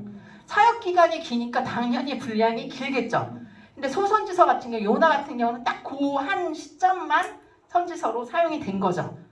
또 오바댜도 에돔에 대해서 얘기할 때만 그렇게 되는 거겠죠. 이해가 되시죠? 그렇게 되고 그 다음에 선지자가 우리는 이렇게 글로 쓰는 사람은 기록한 선지자잖아요. 문서 선지자도 있지만 구두 선지자도 생각보다 꽤 많았어요. 그래서 성경을 열왕기상하나 역대상하 읽어보면 뭐 미가야도 나오고 뭐 또 뭐 선지자들 많이 나오잖아요. 근데 그들은 기록을 남기지 않는 선지자들이죠. 그 사람들도 상당히 많이 있었다는 것을 좀 기억을 하셔야 돼요. 말로만 예언을 하신 거예요. 그래서 대표적인 사람이 엘리야서 이런 거 못 들어보셨죠? 엘리사서 못 들어봤죠? 근데 이분들이 뭐 이사야나 예레미야만 못하는가요? 아니잖아요. 그죠? 굉장히 능력의 종들이시잖아요. 근데 이분들은 글을 쓰지 않은 거죠. 이것도 우리가 좀 잘 모르시는 분들이 되게 많으시더라고요. 그 다음에 문서 선지자는 저희가 가지고 있는 성경에는 16명인데 예레미야랑 예레미야 애가가 동일한 예레미야 선지자가 썼기 때문에 책은 17권, 사람은 16명. 그 다음에 요 4번도 좀 잘 모르시는 분들이 많아요. 선지서는요. 시가서는 약간 하나님의 말씀을 잘 순종해서 쓴 글이라고 생각을 하시면 돼요. 물론 그렇지 않은 것도 있지만 뭐 다윗이라든지 뭐 이런 사람들이 하나님을 잘 믿어서 또는 하나님을 찾으면서 내가 슬프고 고통스럽고 이런 내용을 쭉 썼다면 선지서는 대부분 뭐냐면 너 그러면 망한다. 너 그러면 하나님한테 맞는다. 그러니까 언제쯤 이런 일이 많이 벌어졌을까요? 망하기 직전에 제일 많겠죠. 야, 너 이러다가 진짜 망해. 큰일 난다. 그러니까 그 시점에 선지자들을 대거 보내신 거예요. 하나님이. 그래서 포로 전 선지자, 포로 중 선지자. 여기서 포로는 바벨론 포로를 얘기를 하는 거예요. 바벨론 포로 전에 예레미야가 막 엄청 얘기하잖아요. 제발 이러면 안 돼. 너네 망해. 바벨론에게 그냥 항복해. 이렇게 얘기를 하잖아요. 그죠? 그래서 포로 전 선지자들이 좀 많아요. 포로 중 선지자는 다니엘과 에스겔. 1차 포로로 끌려간 사람이 다니엘. 2차 포로로 끌려간 사람이 에스겔. 이해되시죠? 그리고 나서 70년이 차고 다시 돌아왔어요. 그게 포로 후죠. 포로 후 선지자가 학개, 스가랴, 말라기. 이렇게 되시는 거. 그걸 좀 기억을 하셔야 돼요. 이 기준. 그 다음에 두 번째 활동 장소가 있어요. 북이스라엘에서 활동한 사람이 누구예요? 아모스 선지자랑 호세아. 이 사람들의 출신은 남유다예요. 그러니까 내가 남한의 목사님인데 북한에 가서 활동을 하는 거죠. 뭐 예를 들면 이상 목사님 같은 경우 지금 현재 시대에는 그런 느낌으로. 이거 외우기가 좀 어렵죠. 근데 우리가 북한 가려면 아모를 대라 이렇게 얘기할 수 있죠. 그래서 아모스는 암이잖아요. 호세아는 후죠. 그래서 암호 이렇게 하면 이 사람들은 이 대상이 북이스라엘에다가 한 거구나 이렇게 생각하시면 되고요. 나머지는 거의 다 남유다에서. 왜냐하면 하나님의 관심은 다윗 지파에 있거든요. 그리고 북쪽의 10지파는 사실 하나님의 그 다윗 왕조를 배반한 사람이라고 생각을 여기 하고 있거든요. 그래서 남유다에 활동하신 분은 이사야, 미가, 요엘, 하박국, 스바냐, 예레미야, 애가예요. 또 하나 중요한 건 뭐냐면 하나님은 이스라엘에게만 관심이 있는 게 아니었다는 거예요. 이방인에게도 관심이 있었어요. 처음부터. 그래서 예언의 대상이 이방인인 경우가 있죠. 그게 누구예요? 아수르. 요나하고 나훔은 둘 다 아수르 니느웨 성에 대한 심판을 한 거예요. 근데 요나가 니느웨 성에 가서 심판을 예언했을 때는 이 사람들이 돌이켰죠.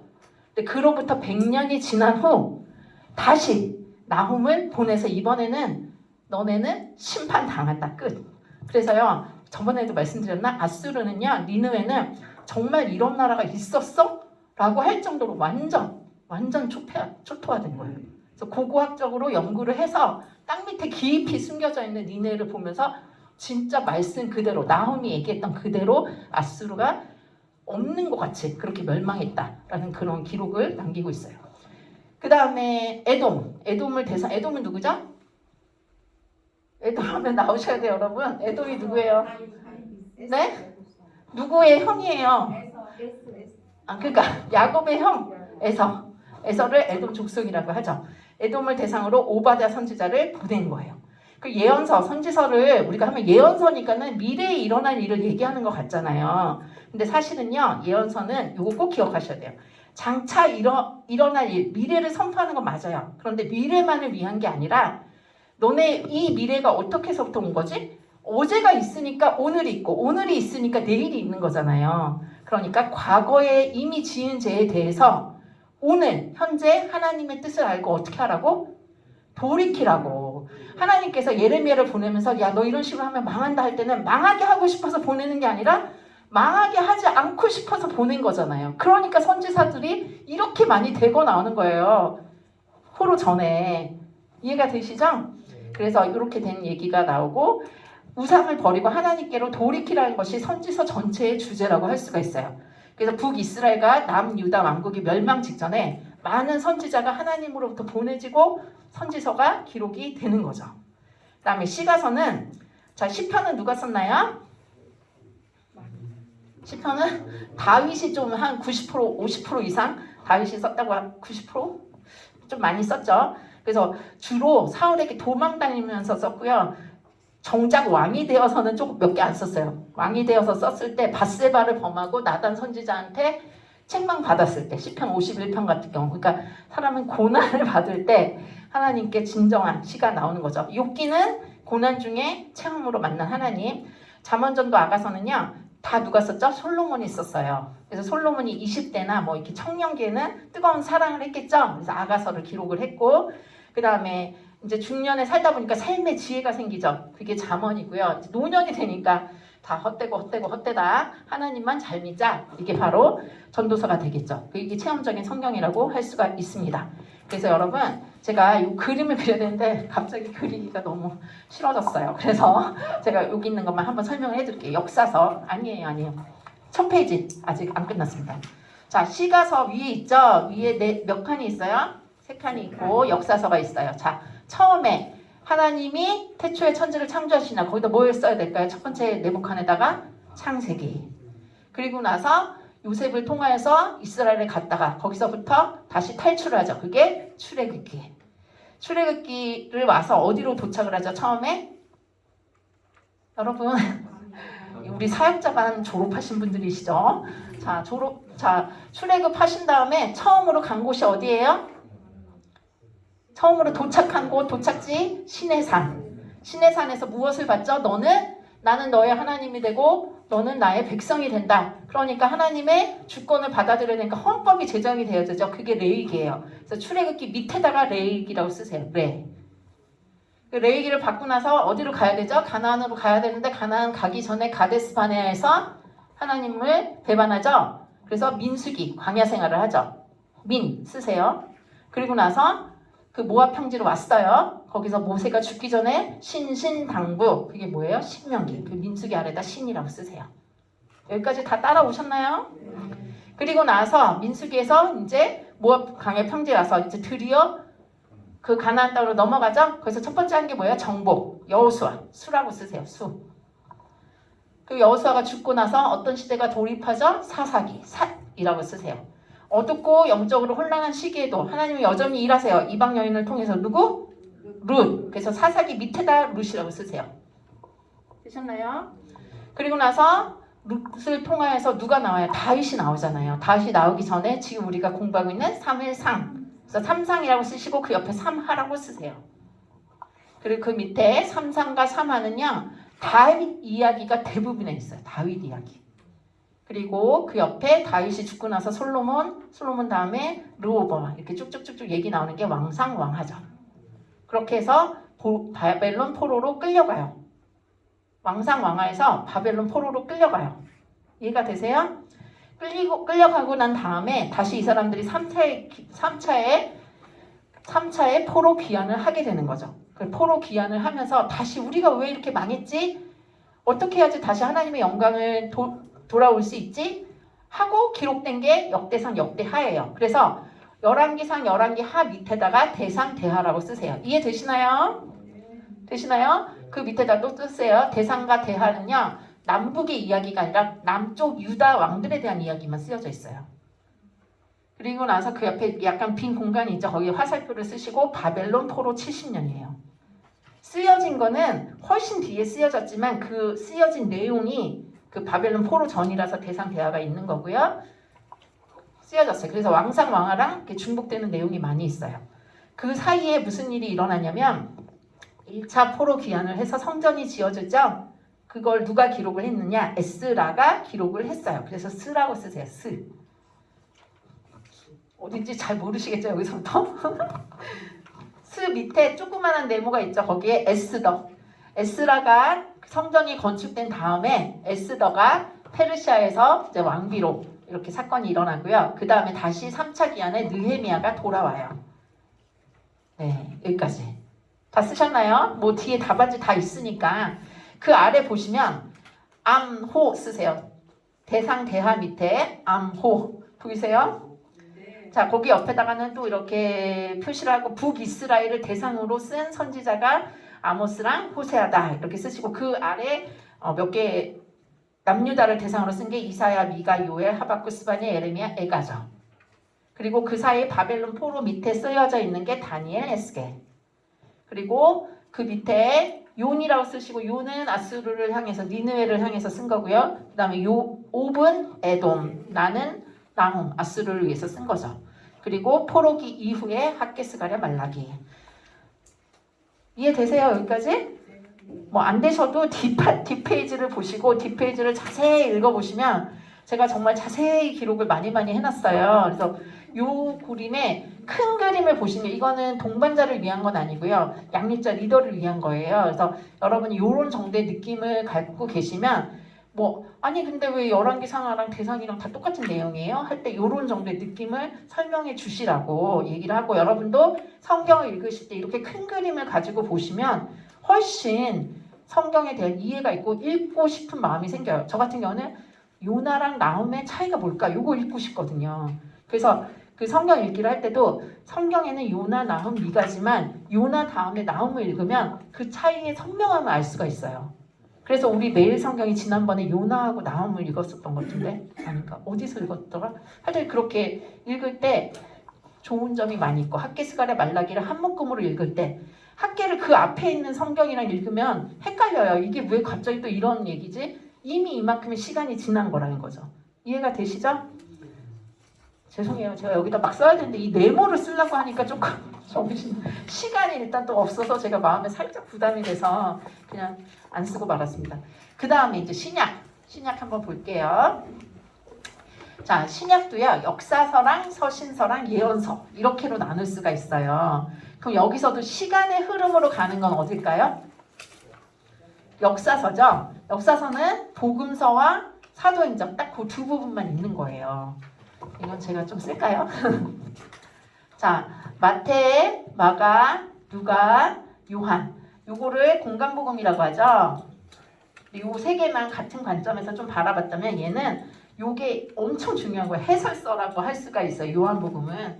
근데 여기서도 여러분이 꼭 하나 기억하실 게 이제 관점이 좀 있어요. 사실 우리 같은 사람이 보기에는 관점을 찾아내기가 어려운데 이렇다 하더라 하는 마음으로 한번 보시면 마태복음은요. 유대인을 대상으로 쓴 글이잖아요. 그래서 너네의 하나님으로 왕으로 오신 분이 누구냐? 바로 예수님이다. 그래서 왕으로 오신 예수님에 대해서 좀 많이 얘기를 한다면요.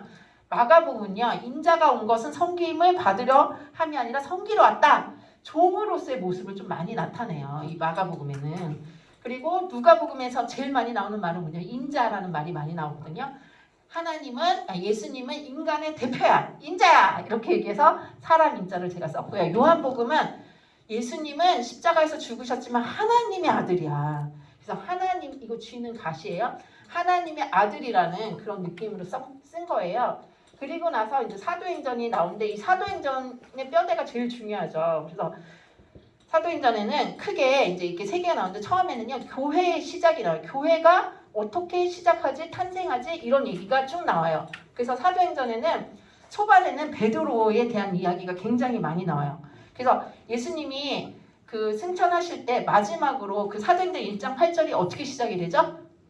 오직 성령이 너희에게 임하시면 너희가 사마리아와 유대와 땅끝까지 이르러 내 증인이 되라. 이 말 그대로를 이끌어 주시는 거예요. 그래서 처음에는 예루살렘 교회에서부터 시작을 하죠. 그 다음에 사마리아, 그 다음에 땅끝까지 가는 역사를 그린 게 사도행전이라는 거예요. 그래서 이제 교회가 시작되는 게 1장부터 12장까지 시작이 되는 거예요. 그래서 1장부터 8장까지는요. 예루살렘 성전에 대한 얘기, 예루살렘 교회 얘기가 많이 나오고요. 8장부터 12장까지는 사마리아 성전에 대해서 사마리아 교회가 어떻게 시작됐는지 거기에도 복음이 어떻게 전달되는지 이런 얘기가 나오기 시작해요. 그리고 나서 이제 12장부터는 13장부터는 바울만 나와요. 여기서부터. 그래서 바울이 나오는데 바울은 1차, 2차, 3차 1차 선교를 가고 2차 선교를 가고 3차 선교를 가고 이제 로마 교회에 갇히죠. 요거 정도의 구조는 좀 알고 계셔야 돼요. 그래서 딱 맞아 떨어지지는 않는데 여러분 여기 12장이잖아요. 그럼 13장부터 3장씩 끊으면 돼요. 아니, 딱 맞지는 않아요. 그냥 대강 이렇다는 거예요. 13, 14, 15, 15장. 여기는 16장부터 16, 17, 18. 여기는 19장부터 21장. 여기는 21장부터 28장. 이렇게만 생각을 하시면 돼요. 그래서 여기서도 또 재밌는 게 뭐냐면 요게 먼저 안 쓰여지고 바울 서신이 먼저 쓰여졌잖아요. 바울이 1차 선교 여행을 갔다 왔어요. 갔다 와서 보니까 그 갔다 온 지역이 갈라디아 지역인 거예요. 갔다 와서 보니까 얘네가 다른 복음을 받고 있는 거야. 예수님만 믿으면 구원받을 수 있어. 그랬더니 아니 야 예수님 믿어도 할례도 받아야 되고 행함도 해야 돼. 아니 막 화가 난 거죠. 그래서 1차 선교 갔다 와서 처음으로 그 교회의 문제를 해결하기 위해서 갈라디아서를 처음으로 쓰는 거예요. 그 2차 선교를 갔다 와서 또 이제 돌이켜 보니까 거기가 데살로니가 지역이었던 거예요. 그래서 데살로니가 전서 후서까지 쓴 거죠. 2차 선교 갔다 와서. 3차는요. 그리고 나서 갔다 와서 또 갔다 와서 간 데가 어디냐면 고린도 지역을 다녀온 거예요. 그래서 고린도 지역에 가서 고린도 전서, 고린도 후서 썼다가 아 나 로마도 가고 싶어 하고 로마서까지 여기서 쓰는 거죠. 이해가 되세요? 자, 3차 선교까지 했으니까 로마 가고 싶은데 로마 아직 못 갔잖아요. 근데 갈 기회가 생겼어요. 어떻게? 내가 가이사한테 가서 상소를 받겠다. 이렇게 얘기를 하는 거죠. 그래서 로마에 도착해서 어떻게 있었어요? 집에 감금되었죠? 그러면서 거기서 편지를 쓰죠. 4편의 편지를 써요. 감옥에서 썼으니까 무슨 편지라고 그러죠? 옥중서신. 그래서 여기는 에베소서, 빌립보서, 골로새서, 빌레몬서 이렇게 4개가 오는 거예요. 이해가 되세요? 그리고 나서 성경 안에는 없는데 추측을 해보건데 아마 여기서 죽지 않고 풀렸을 것이다. 그래서 석방이 되고요. 이 풀려난 다음에 바울이 뭐 했을까요? 4차 선교여행을 떠났다는 거죠. 떠나고 나서 이제 디모데한테 편지를 보내요. 그래서 너 목회 이렇게 해야 돼 하면서 디모데전서, 디도서 이렇게 쓰는 거고요. 그리고 나서 다시 갇혀요. 감옥으로 가죠. 그리고 여기서 순교를 하는데요. 순교하기 직전에 디모데 후서를 쓰는 거죠. 그래서 디모데후서 4장 7절 보면 나의 달려갈 길을 다 마치고 내가 의의 면류관이 준비된 대로 나는 갈 것이다. 이렇게 고백하는 걸 봤을 때 이렇게 되는 거죠. 이해가 되시나요? 자, 이렇게 보시면 이거 외우실 때도 성경을 읽을 때 특히 신약은요. 이게 바울 서신인데 어떻게 읽으면 좋아요? 13, 14, 15 읽고 갈라디아서 읽으면 훨씬 좋겠죠. 2차 16에서 18 읽으시고 4.4로 읽으시면 좋겠죠. 또는 반대로 4.4를 읽을 때 이 배경을 알려면 이쪽을 먼저 읽으셔야 되는 거예요. 이쪽도 마찬가지예요. 고전고후 로마서 읽고 읽기 전에 여기를 먼저 배경으로 어떻게 교회가 세워졌는지 이걸 알 수가 있잖아요. 여기를 보고 읽는 거죠. 여기도 마찬가지로 읽는 거죠. 그리고 약간 연도를 보면 좀 재밌는 게요. 예수님이 BC 사실 이제 영세기에 태어났는데 이거는 순전히 계산을 잘못한 그 BC AD를 만드신 분이 다 만들고 난 다음에 보니까 예수님의 그 연도가 좀 틀려져가지고 어떤 주교가 만들었는데 잘못 만들어서 BC 4세기가 됐어요.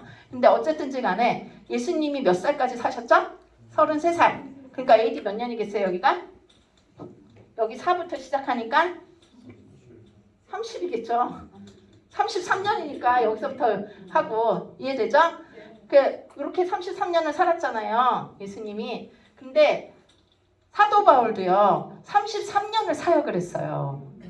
그럼 여기가 AD 30년부터 시작했으면 여기 33년 사역했으면 여기 AD 몇 년쯤 되겠어요? 63년이 되겠죠? 그래서 63년 정도 사역을 했고요. 그리고 나서 이렇게 풀려났잖아요. 풀려났는데 사도 바울이랑 베드로가 누구한테 잡혔냐면요. 네로 왕자한테 잡혔어요. 네로 왕자에 잡혔는데 여기 한 4년 정도 기간이 있어. AD 67년.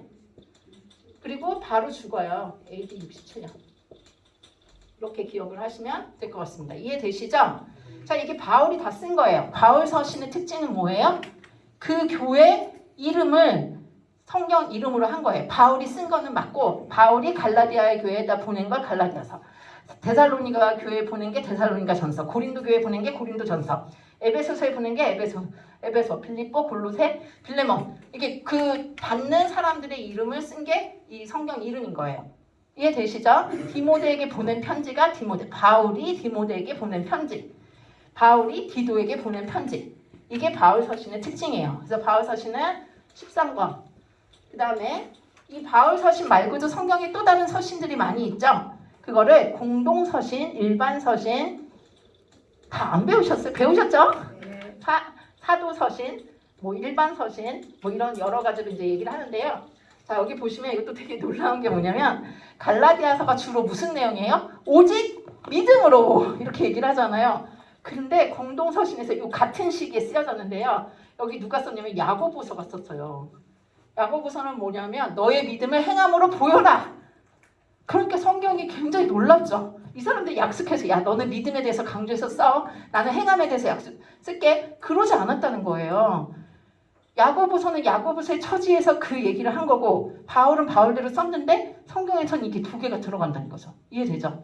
그래서 이때쯤 쓰여졌고요. 그리고 나서 이때 네로한테 누가 잡혔어요? 아까 전에 바울하고 베드로가 다 잡혔잖아요. 그러니까 잡히기 전에 여기에 이제 공동서신에는 베드로 전후서가 쓰여져요. 배전, 배투.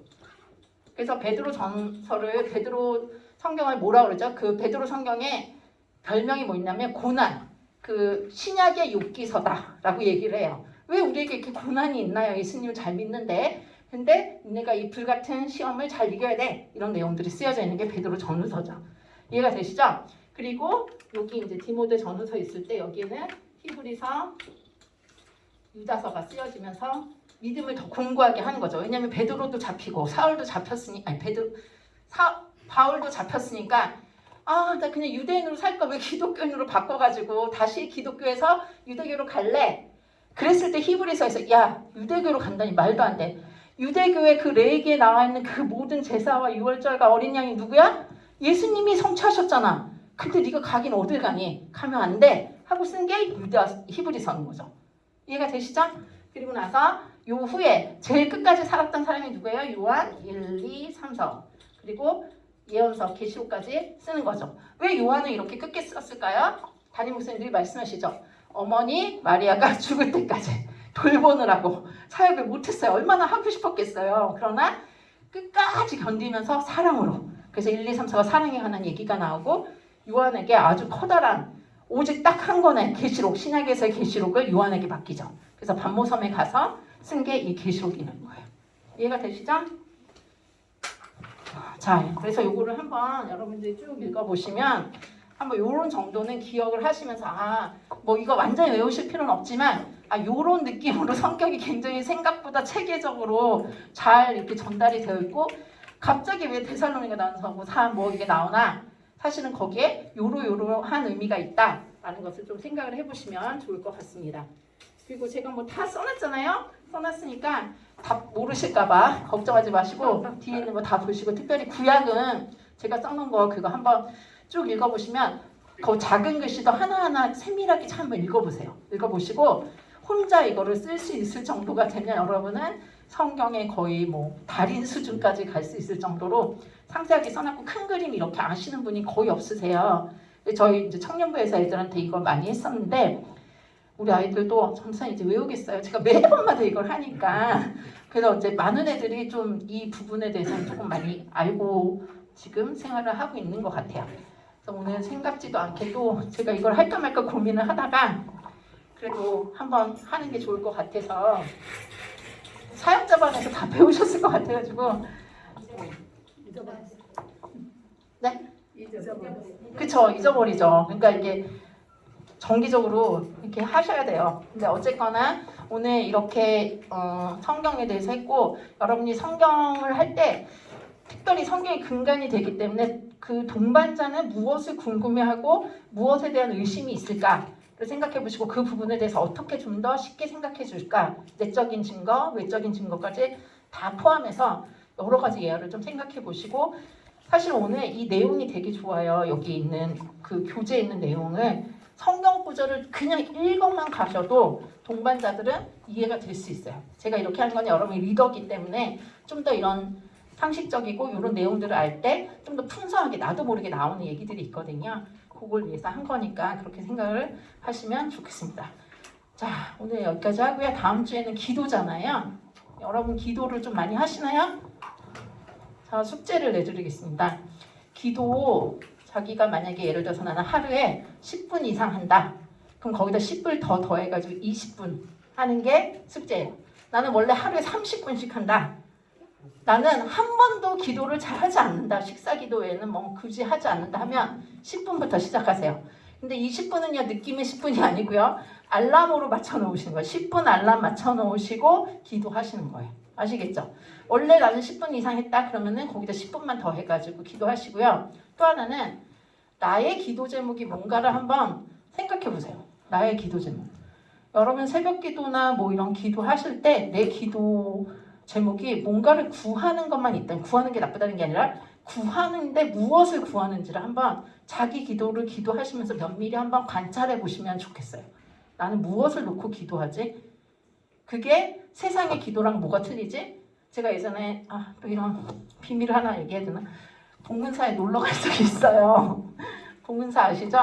여기 봉은사에 놀러 간 적이 있는데 그날 5월 초파일 뭐 이럴 때였어요. 갔는데 등이 되게 많이 있더라고요. 진짜 저는 약간 들어갈 때부터 무서웠어요. 근데 한번 가보고 싶은 호기심에 또 동반자가 꼭 가자고 하길래 갔어요. 갔는데 가면서 깜짝 놀란 게 뭐냐면 그 등에 기도 제목이 다 써 있어요. 근데 그 기도 제목이요, 이게 교회에서 온 기도 제목이지 불교의 기도 제목 차별이 하나도 없어요. 뭘 것 같아요? 기도 제목 1번 건강. 우리 가족 건강하게 해주세요. 두 번째는 뭘까요? 사명 아니고요. 사업 잘 되게 해주세요. 사업 잘 되게 해주세요. 지금 하고 있는 일 잘 되게 해주세요. 그렇게 두 개가 최고로 많았어요. 제가 거기 이렇게 쭉 있더라고요. 쭉 이렇게 놔두고 그 위에 이렇게 꽁지에 태그가 이렇게 붙여 있어가지고 하나하나 살펴봤는데 저 충격받았어요. 그날.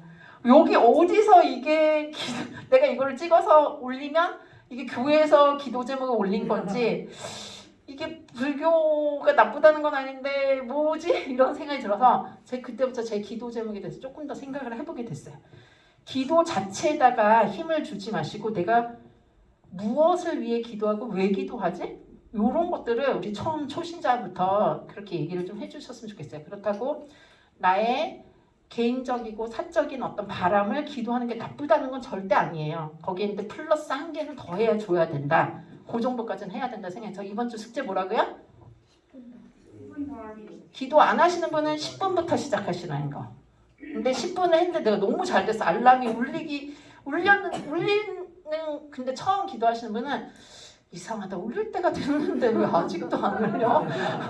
이런 경우 많아요. 우리 대학부 애들한테 시켰는데 진짜 안 울려요. 전도사님.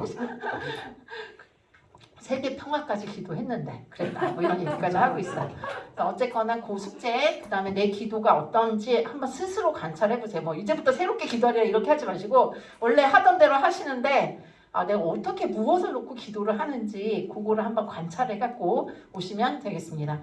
시간이 많이 흘렀지만 오늘 새롭게 또 새롭지 않아도 이 시간에 배운 것들에 대해서 한번 간단하게 정리를 여기서부터 마이크 안 하고 이렇게 큰 소리로 해서 돌아가시고 기도하고 마치도록 하겠습니다. 네, 신상철 집사님부터 이렇게 지그재그로 할게요. 오늘 하나님의 말씀. 그 자리에서 일어나서 좀 보시면서 해주시죠. 오늘 하나님의 말씀 성경에 대해서 배웠습니다. 이 성경의 말씀이 저희가 구원에 이르는 그 예수 그리스도를 예표하는 그 말씀들로 또 그것들의 증거들로 이걸 정말 알게 됐고요. 특히 또 우리 오늘 수업을 통해서 주신 말씀들이 굉장히 틀린 부분도 많이 있었던 부분이 있었던 것 같아요. 구체적으로 말씀 드리는 것보다도 오늘 특히 신구약 마지막에 이렇게 전체적으로 개관해 주시면서 전체적인 그림을 아웃라인에 잡아주신 부분에 대해서 특히 또 감사의 말씀을 드리겠습니다. 간단히 마치겠습니다. 고맙습니다. 감사합니다. 네, 저는 오늘 말씀을 통해서 느끼는 거는 성경의 말씀은 이게 좀 감성이나 감정적으로가 아니라 조금 더 객관적으로 바라볼 수 있는 시각으로 정리해 주셨고 말씀도 그렇고 그거를 사람한테 전할 때 조금 더 체계화해서 전할 수 있는 그런 시간이었습니다. 저는 그 첫 번째 시작할 때 초신자, 방관자가 정말 초신자인데 그런 질문을 했을 때 안 그러면 성경의 말씀이 왜 이리 돼서 믿어야 된다 하는 것을 좀 더 정리되면 좀 더 나름대로 정리를 더 해야 되겠지만 좋았고요. 마지막에 또 나름대로 그 구약 순서, 신약 순서를 정리해 주신 게 아주 좀 좋았습니다. 네, 저는 나름대로 성경에 그거를 안다고 생각했는데 저기 앞에 그 순서 있죠 성경에. 네, 쓰려고 보니까 다 답을 보고 써야 되는 실력이더라고요. 다시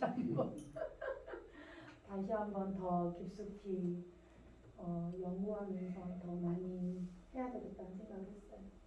네, 교회 행사가 이상하게 겹쳐져갖고 지난번에도 전도위원회에서 행사가 있어갖고 참석을 안 할 수가 없어갖고 이렇게 왔다 갔다 했는데 확실히 그 공부나 훈련은 처음부터 시작해서 끝까지 앉아 있어야지 집중력 있고 이런 것 같습니다. 오늘도 중간에 와서 이렇게 하다가 보니까 조금 집중력이 떨어지고 그렇게 했는데 어쨌든 이 성경 공부에 대한 5가지 방법에 대해서 좀 다시 한번 좀 생각하게 되고 전도사님께서 이렇게 정성스럽게 만든 이 구약하고 신약에 대한 전반적인 개관에 대해서 좀 저도 정리하고 공부해야 되겠다는 생각을 했습니다.